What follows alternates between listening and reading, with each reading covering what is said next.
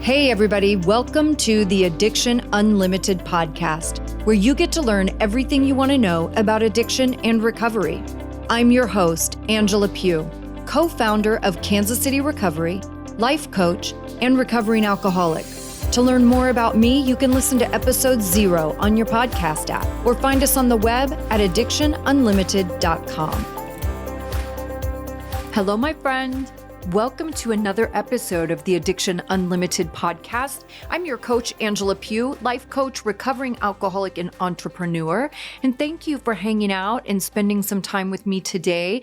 I hope you're doing something really fabulous and healthful while you're listening to this today. Like maybe you're out for a walk or a run with your earbuds in, or you're working out at the gym, or maybe you're taking some quiet time to just have your eyes closed and decompress and just take a little time to yourself. All of those things sound fantastic to me, so I hope you're doing one of them or maybe something even better. I'm excited to get into this topic with you guys today because I know I'm preaching to the choir when I talk about the struggles that we have in recovery. And a lot of the things we talk about are not only about recovery. This is life stuff, right? I'm a life coach. And I'm a life coach because I had to change and grow in all the areas of my whole life when I got sober. So where a lot of people may think like working with addiction is different than working as a life coach, but it's all the same stuff, you guys. We're growing up, we're recovering, we're healing our lives, we're healing ourselves. And oftentimes, especially in early sobriety, like when you're really early on just getting sober, I know for me, my life was a mess. And that's a pretty common story. There's family problems, relationship problems, financial problems, job problems, right? We got a lot of problems because we create quite a mess. Now listen, plenty of people that don't have addiction create a mess too. Don't feel like that we've got exclusive rights to having a messy life, because that's not how it is at all. This is part of being human. So we have to heal all these different areas. And something I've really been focused on in the last several months is trying to expand to talk about more of those areas of life. Because again, I have burnt my life to the ground and had to rebuild it in every way you could imagine. And the thing that I want to get into today is financial stuff. I want to talk more about this because this was a huge thing for me. And these aren't things also that are specific to early recovery. Like there were a lot of issues that I dealt with that didn't even pop up until years into my recovery, or I wasn't even aware of until years into my recovery. So this isn't about what stage you're in. This is just about life. When we are in active addiction, for sure, whenever we start using drugs or drinking regularly, or if yours is a behavioral addiction, same thing, right? We start using the substance or the behavior as our coping mechanism. That's how we numb. That's how we escape. The problem with that is when we're using something to numb and escape, we don't develop any coping skills. So we just numb and escape, and we never learn how to cope with life. And that's how we create all these struggles. One of my biggest struggles in my active addiction, for sure, but really my whole life, even before that, I was so irresponsible, you guys. I was so irresponsible with money. It's terrifying when I think about it now. And this isn't something like, I wasn't raised like that. You know what I'm saying? Like my mom is like the most responsible person on the planet. I'm not sure what happened to me, but I just couldn't grasp it. And probably because I had so many issues around money, I had so many insecurities and so much anxiety around money. And I was super irresponsible. I was exactly the person that would take all my money and go buy a new Louis Vuitton handbag instead of paying my rent. That was me. And I'd be like, oh, whatever, I'll make the money back later. Like I was so reckless. So when I had to get sober at 33, right? I didn't magically grow up and become financially responsible just because I quit drinking. this was a whole other piece of my journey. And you may have heard me say before, I have destroyed my credit and rebuilt it. I don't even know how many times, probably 3, 4 times in my adult life. And it used to really freak me out, but I think I just got good at it, so it doesn't freak me out anymore. And finally, at some point, I got good at not being irresponsible, right? I grew up, I got responsible. I started making different things a priority, right? Paying my bills and doing it on time became a priority to me. But I'm telling you, it was years into my sobriety before I could even start working on that part of my issues. And I know so many of you are dealing with the same stuff. And it's so incredibly stressful when you're sitting in this position. And you're going to hear me talk about this more in this episode too. When you're sitting in the position that you just have zero money and you owe everybody and everything is late. And every single time the phone rings, it's a bill collector. And I cannot tell you what a dark place that took me to. Just sad, depressed, humiliated, ashamed. I felt so horrible being in that space, especially as an older adult, right? So I really want to start digging into these topics more. And I'm making a lot of these things a part of my membership community. I have a membership, Sober Society. And in that member community, it's getting a huge makeover right now. And if you've been thinking about joining, you will want to do that because the cost is going to go up soon, not for existing members, but for new members because Sober Society is getting a whole makeover. So all of you that are already members have probably been seeing some changes in there. And I'm going to unveil the big makeover pretty soon. But if you're thinking about joining, get in there. But I'm adding all of these lifestyle pieces, right? We need to talk more about solutions around financial issues, relationship issues, food issues, all of that stuff. And we're really going to start adding some great pieces and some great leaders and thought leaders around those topics in the Sober Society membership on a monthly basis. So to introduce one of them today is Derek Faber, and he does credit repair. One of the things I loved in meeting Derek and starting to get to know him more is he also has been through all of this in his personal journey. And I love connecting with people who have been through it because they understand. And for me, that takes a lot of the shame away from talking about it, right? It's not like I'm sitting with a 450 credit score, talking to somebody with an 850 credit score where I have to feel ashamed and humiliated and embarrassed, right? When you talk to somebody who's walked the walk, they understand and there's no judgment. There's a lot of love and acceptance, and you'll definitely find that with Derek. So he's going to be contributing in the Sober Society. You can hire him to help you with your credit if you want, but we're going to put together a ton of resources to teach you how to do finances, how to do your credit, how to fix it, understand how it works. Because as you recover, you're growing in every area. And this is one of those huge areas that most of us need a lot of growth in. And some of us too, we quit drinking or quit our substance, whatever, we start shopping our little faces off. So then it becomes an issue also. So I just want to add this to our toolbox and make this a part of what we're doing and give it some focus and have some conversation because I want to help you in every way I possibly can. I hope you love this episode. Get in Sober Society. I will link it in the show notes. If you want to get in there, do it quick because the cost is going to go up and we are adding a lot of incredible stuff in there. I'm so proud of it and I'm so excited for it. Let's welcome Derek Faber. Hey, Derek, thank you so much for coming on and doing this episode with me. I am super excited to dig into this conversation because it's something that is very near and dear to my heart. With financial issues, so many of us, when we get sober, we have created a bit of a mess in our lives. And financial issues are one of the messes that we create a lot. And I have been through this certainly as an entrepreneur as well, right? Not only as an alcoholic, but also in entrepreneurship where I have built my credit and destroyed my credit a few times over. So I know firsthand the stress of this situation. And I really wanted to bring some insight and relief to my audience and talk about some of these things. So thank you for being willing to come on and share your expertise with us. Yeah, thank you so much for having me. I really am honored, and I'm excited to get to know more about you and especially your community. Yeah, for sure. So, why don't you take just a second and let everybody know a little bit about you, what you do, and what led you to do what you do?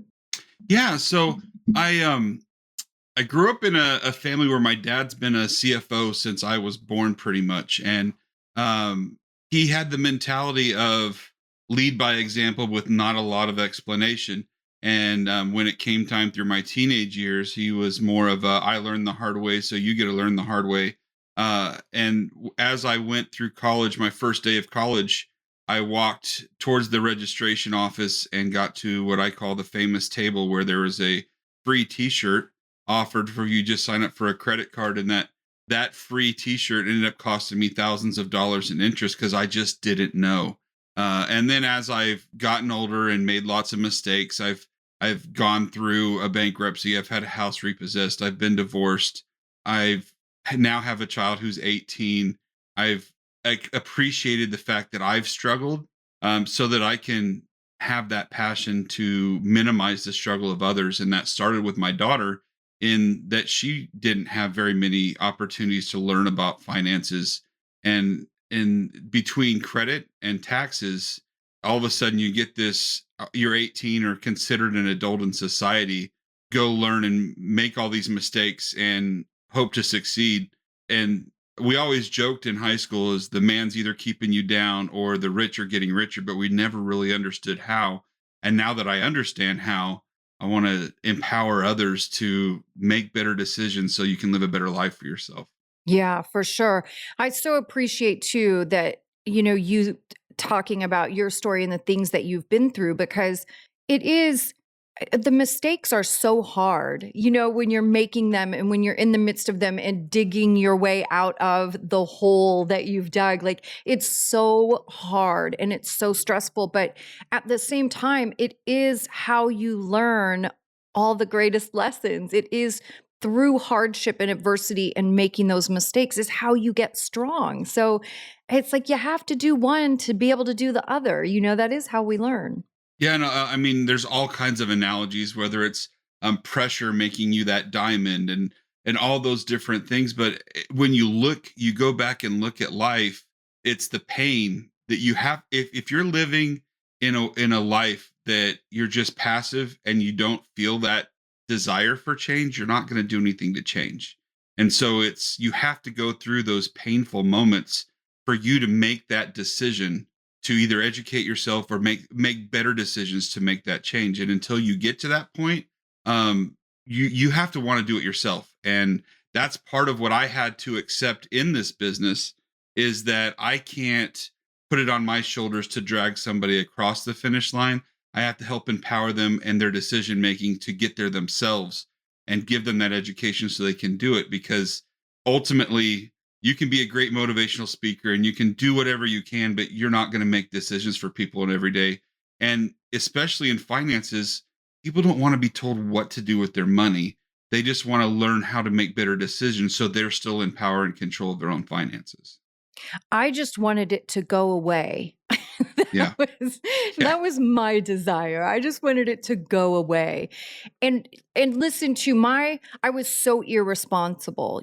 I made a lot of money from a very young age. I never had to think about money or budget or anything like that. And it really stunted my growth in all of those areas, right? So once I was an actual adult, and then I had to get sober at 33, I had to start learning all that stuff. Like, really, emotionally, I was only probably 17, 18 years old. Like, I didn't grow up all those years, especially with finances. I was the person that I was a bartender. I lived in Los Angeles. I made a lot of money and I was the person that would go like spend every dime I had on a new Louis Vuitton handbag and be like, whatever, I'll pay rent next week. Like that was how I approached my life. And when I got sober, that didn't magically change, right? I still had all of those same bad decision-making habits and outlooks and I still had all that irresponsibility. So then I had to really grow up as an adult, which is something we say in recovery a lot, because that's really what it is just growing up. And most of us are a little behind the ball. So I know for me, one of the things that was a huge struggle, and I touched on this a second right before we started recording, a huge struggle for me was when I really wanted to start figuring out my credit and I wanted to start making better choices and understanding the process better and fixing my mistakes, the first thing they tell you to do is get a copy of your credit report. And I had so much shame about my credit report, that it felt almost impossible to just get a copy. Like I didn't want to see it, almost like if I don't see it with my own eyes, maybe it's not real. Right.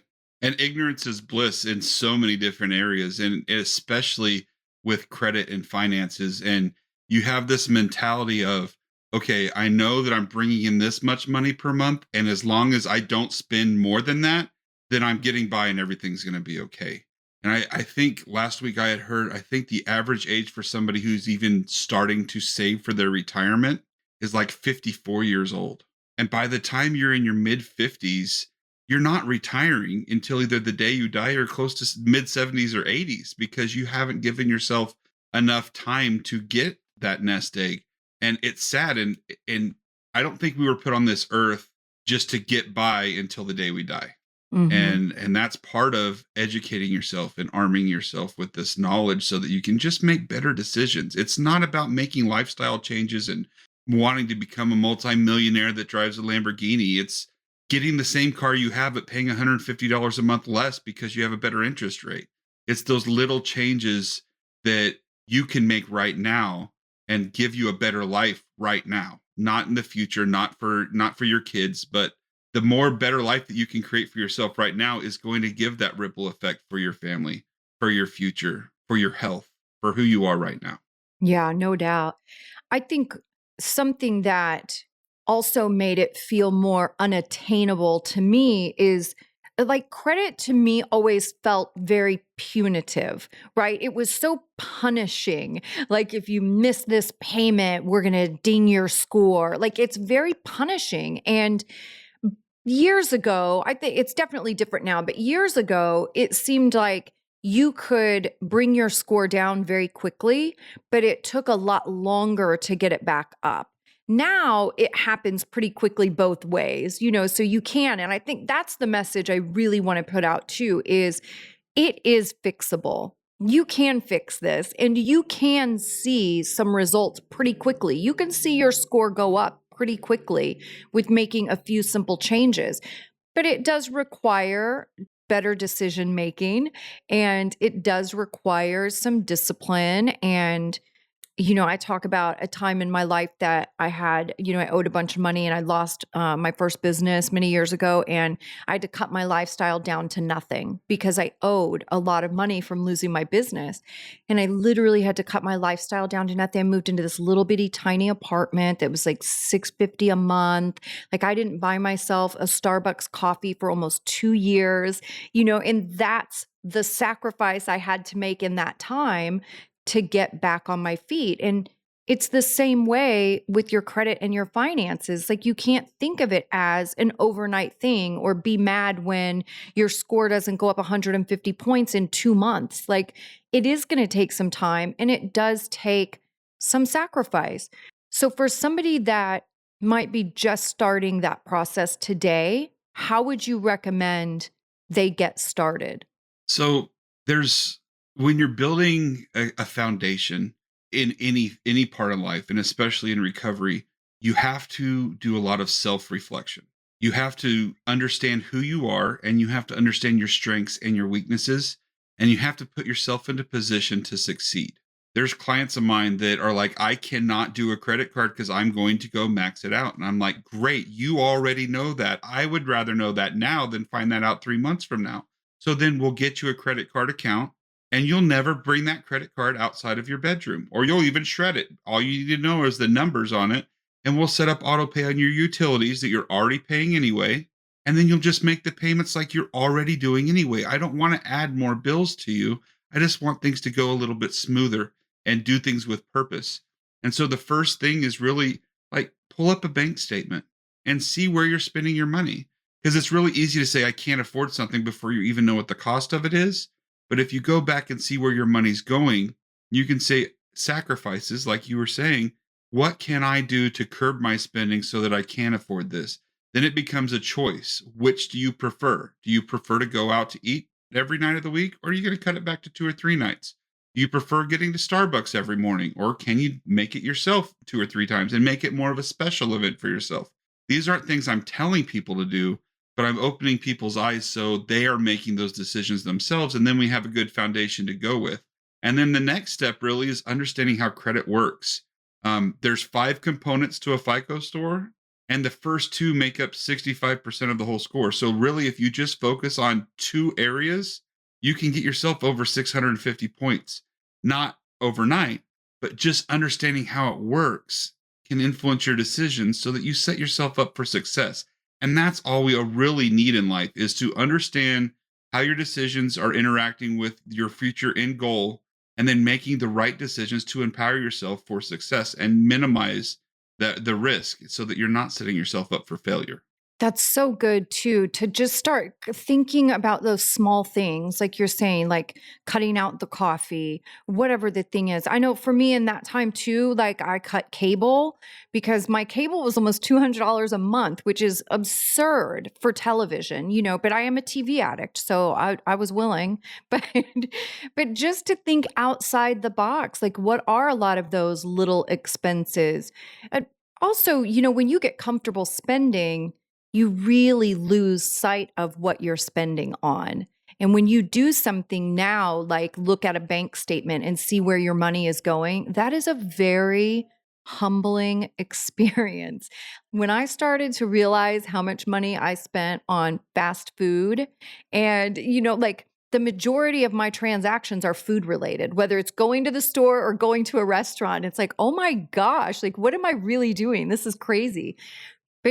I love that you said that, think outside the box and get creative with some things that maybe don't feel like so much of a sacrifice. So you have a better chance of following through.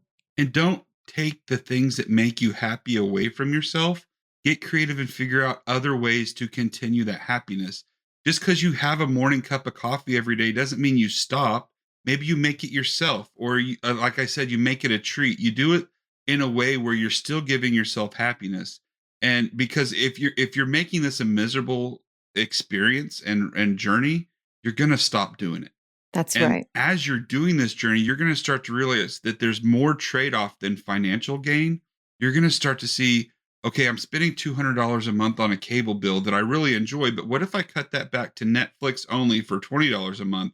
I binge the shows I watch what I want, but now I've got time to go to the park or go outside or exercise and add more value to your life that you may be missing and you just don't realize.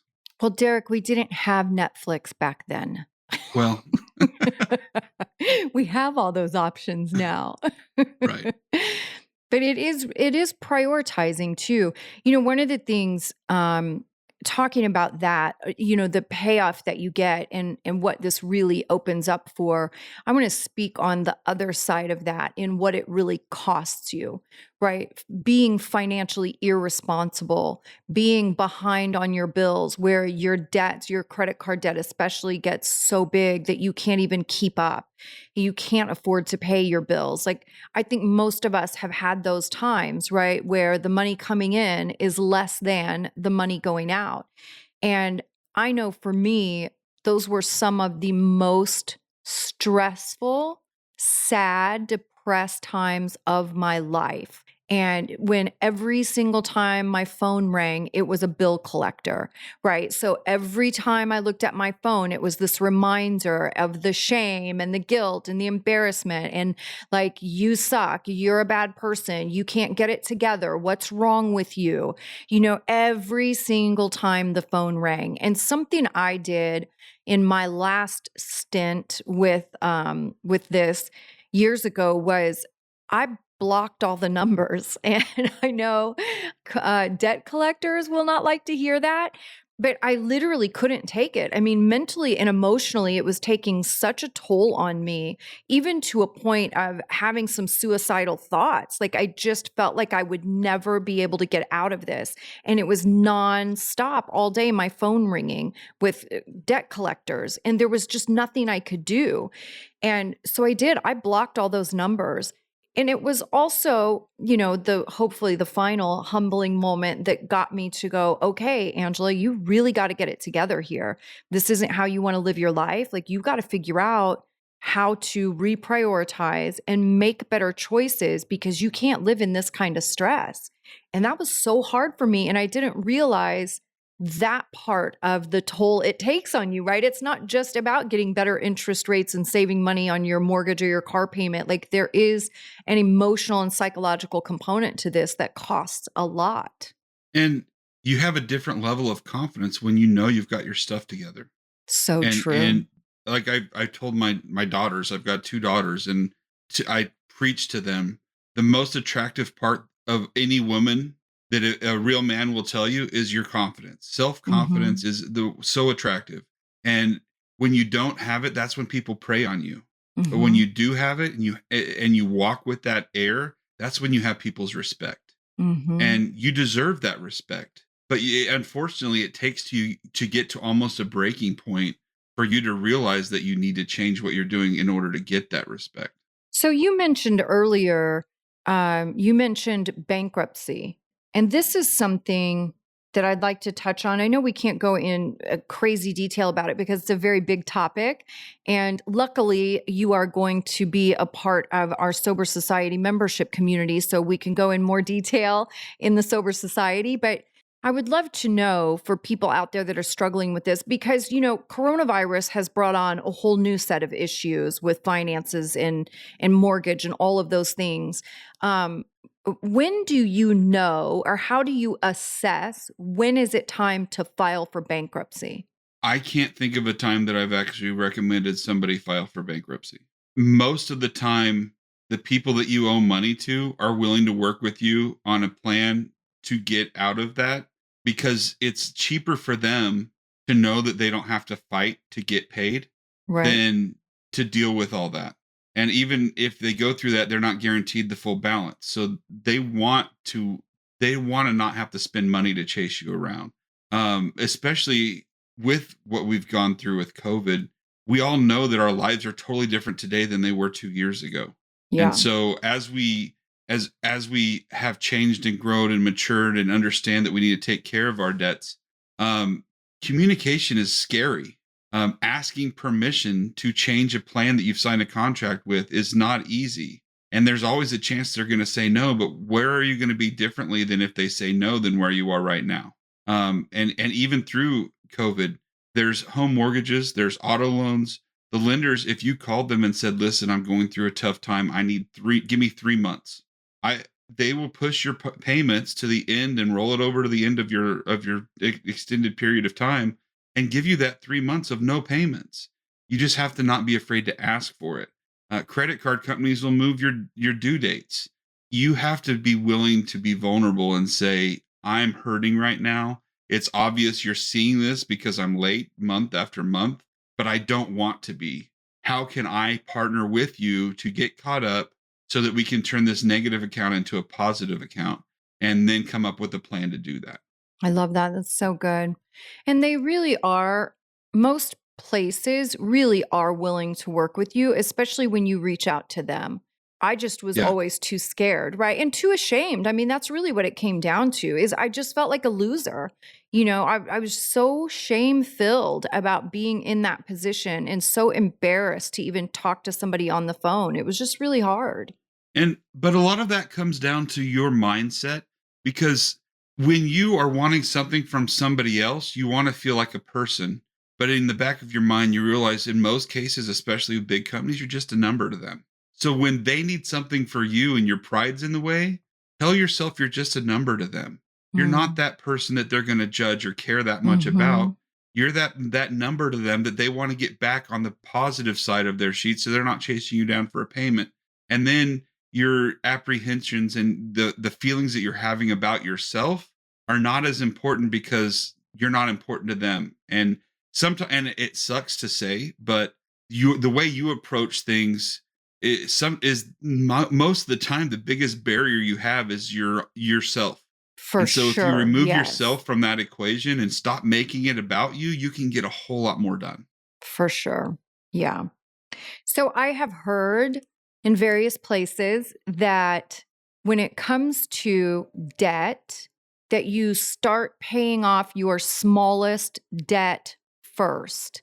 Is that a good way to approach? Like you figure out how much you owe all these different places, whether it's school loans, medical bills, credit card bills, whatever the thing is. Do you start with the smallest first to build some momentum? So it really depends on your end goal.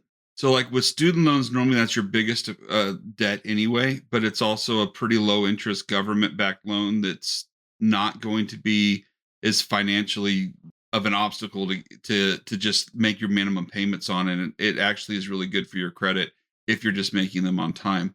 Um, a lot of times, what I like to do is get a sheet of paper and just write down the name of the account, the interest rate you're paying, the balance, and then the available credit, and then figure out where to attack. The reason that people say to start the smallest accounts first is that you feel like you're gaining momentum. Right. It has nothing to do with what's necessarily best for you, because the best way of approaching it would be to find the highest interest rates and pay those off first, because then Mm. you're paying less money to the banks. Hmm. But sometimes those are the ones that you feel like you're taking forever on and you're not getting that momentum. And that's when you're like, I just want to file bankruptcy and be done, because then I don't have to deal with this anymore. So again, it goes back to knowing you, knowing how many accounts there are, how much debt there is, and which way is going to give you the momentum so you don't stop until you're actually done doing it. Right. Yeah, that makes a lot of sense. But it is nice to have that sense of accomplishment. And when I've heard that in the past, start with the smallest one, like that makes sense because you feel like you're making some headway in something that otherwise can feel really daunting and unattainable. And it's so daunting and it feels unattainable. And that's like the other thing you need to do is celebrate the small victories. Because if you look at this mountain of debt, 50 grand, I mean, to everybody's mountain of debt is different. Even 5 grand or even $500 can be unsurmountable to some people. And that's fine. That's your journey. But when you finally pay off that first $50, go sit at Starbucks with a $5 drink and just let the air go through your hair and just enjoy life, that I accomplished something, because that's what's going to give you the next strength to go to the next step and the next Right. step and the next step. You're not going to do it overnight, but celebrating yourself along the way is what's going to help propel you to that next area. One of the things I love now too is that there are companies where you can add your rent, where you can have your rent payments added to your credit and utilities. That's pretty cool too, because that's something that I think everybody should do because why wouldn't you? I mean, how beautiful to have your cell phone actually report, like we're all going to pay that bill, you know? But to be able to utilize some of those things that you're definitely paying anyway and have it count in your favor. Yeah, and that's one of the things that I really try to tie into, especially when people have goals for getting a home, because it used to be that only a home mortgage would help build your credit and be a major part of your credit. But now there are ways to report your rent. Again, it goes back to understanding the different ways and avenues that those are, because there's three major credit bureaus, and some of them only report to one or two. So you want to make sure you're getting into the ones that are going to go to the most amount of them, preferably all three, so that you're getting your score to go up on all three credit reports and not just one or two of them. Yeah, that's a whole other issue is these three credit bureaus and how different they are and how overwhelming and confusing that is too. It's like I'll look at my credit score and then I remember one time years ago, this is probably I don't know, 13, 14 years ago. I was trying to buy something and I had cash and I was like, oh, well, let me see. I'll just get a card and start, having that build on my credit. Because again, as a bartender for many years, I just paid cash for everything because back then it was a cash world. Everybody didn't have debit cards and whatever. It was a cash world. And I just paid cash for everything. So I was also quite a bit older and I literally had no credit. So that was another obstacle, not that I had negative history, but I had a low credit score because I had no credit history at all. So I was trying to buy something and I thought, well, let me finance it. And then I'll have this payment going to report to my credit and grow my credit. And I literally all in the same week, I got declined for the $1,500 furniture I was trying to buy. And I got approved for a Lexus within 5 days of each other. I'm like, what the heck is happening right now? Yeah, it's one of those things that we could talk about for hours where like there's two different scoring systems. There's Vantage and then there's FICO. And then the FICO is what most lenders look at, but there's like over 20 different variables and scoring systems that they look at. So it really depends on what you're buying, why you're buying it, and what the person granting you the credit is looking for, whether you're even going to get approved or not. And when you're starting off with nothing, it's just like everything else in life. You got to build a foundation. You got to prove that you're worthy of somebody giving you money. It's easy to think of it from a major scale, like you're going to buy a house. I've never met you before, but yet you want me to give you $200,000 and let you pay it off over 30 years. Well, I'm going to want to see some proof you can handle that, and I'm not going to lose my money. It's even when you go buy a cell phone, your cell phone company is going to pull your credit because unless you're paying with cash or paying for the phone all up front, you're financing it through them. That is based on your credit. Your car insurance, they look at your credit to see if they're going to get their payment, or you're just going to get that policy to go get your registration done, and then you're going to cancel it and not pay anymore for 11 months. Oh, yeah, They I did look that at too that when I because was young. they have to do that to make sure that they're not there. They have to have risk reward too, and they got to make For sure sure. that you're worthy of that. Yeah, that's a great way to look at it. It is hard. Do you recommend getting a copy of your credit report? And tell people how to do that because I'm kind of shocked. I have a lot of these conversations with guys in my sober living houses, and I'm kind of amazed sometimes that people don't even know that you can get a free copy of your credit report every year. And if you apply for credit and are declined, you can get a copy of your credit report. Is that correct? Yeah, so you're guaranteed every 12 months to be able to get a free credit report. Um Now I struggle. I normally don't send people there because I use credit monitoring software. Mm-hmm. That's a monthly fee. But I can find that out. But yeah, you do get access to your reports, and you should look at your reports every year at the minimum. The reason I say that is 4 out of 5 people in our country have inaccuracies on their credit reports. And when I first started doing this, I start with myself and my wife. And despite the fact that she was pleasantly surprised that one credit bureau thought she was 4 years younger than herself, it was an inaccuracy on her report that people don't realize. When you go to apply for a job, they can do a soft pull on your report and compare it to the application just to see if you're lying to them. And as simple as a birth date being off, an address being off, anything that's going to disqualify you or put someone up above you, you could lose a job over without even knowing what you did wrong. And they don't have to disclose that. Yeah, I remember in my late teens, early 20s, like one of my cousins' apartment ended up on my credit somehow. So the credit reporting agencies or credit bureaus get their for-profit companies that get paid based on the amount of information they provide. So if the apartment complex reports the contract between two individuals, they'll throw all of that information in there, and they don't care whether it's accurate. They don't care if your name is tied with someone else's that's not supposed to, because now there's one additional piece of information tied to a different social security number that they're getting paid for every time someone asks for it, because it's just one more piece of information. Yeah.